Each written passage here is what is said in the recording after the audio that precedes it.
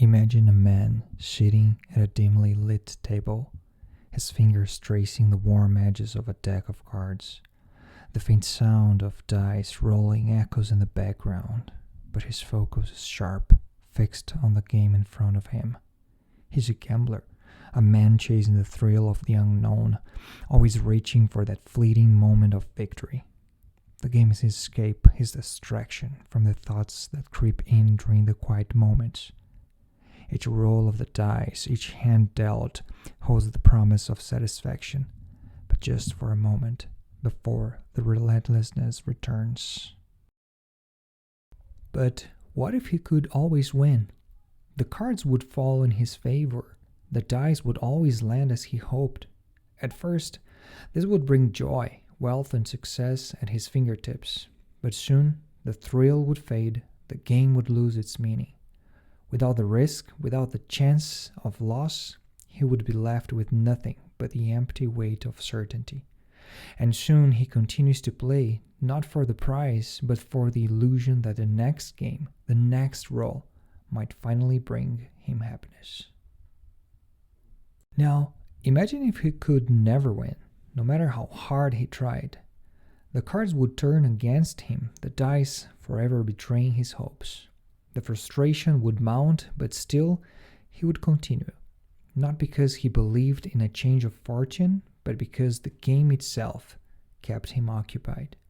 The chase, the endless pursuit of a victory that would never come, was his only way to escape the gnawing emptiness he felt inside. Even in losing, the game gave him purpose, something to fill the silence. In both scenarios, whether he always wins or never wins, one truth remains.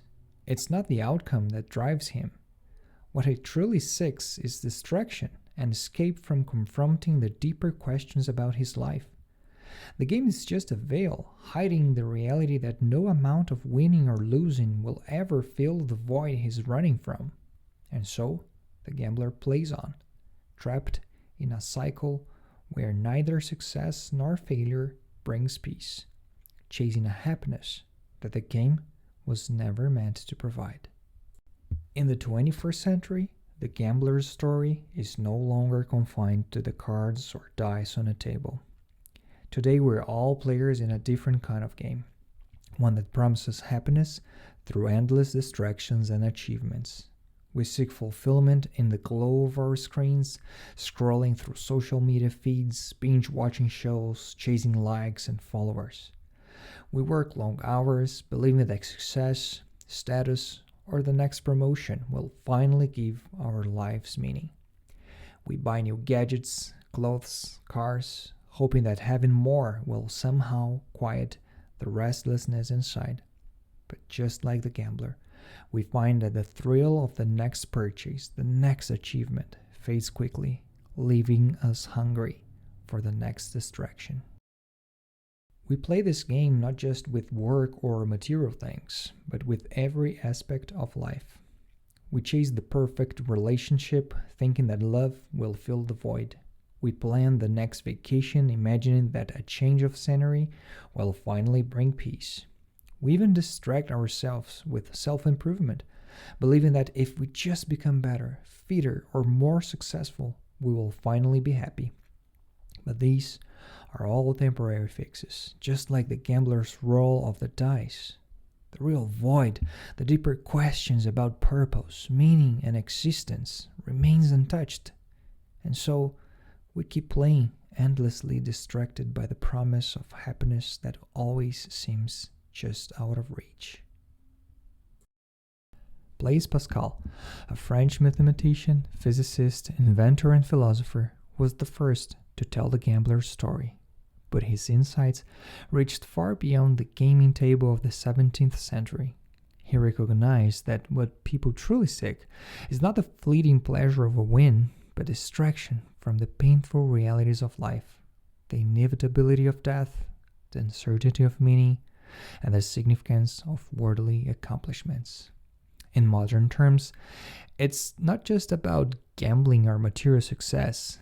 It's about the endless chase for anything that keeps us from facing the deeper questions about our existence. Pascal saw that this constant pursuit of diversion traps us in a cycle: temporary pleasure followed by inevitable dissatisfaction. Pascal believed that the only true remedy for this restless pursuit of distraction is not found in worldly achievements or pleasures, but in a relationship with God. He saw that all our efforts to fill the void with temporary diversions are futile, because they are incapable of addressing our deepest needs: the need for purpose, meaning, and connection to something greater than ourselves. Without God, we're left in a constant state of longing, always chasing but never finding lasting peace.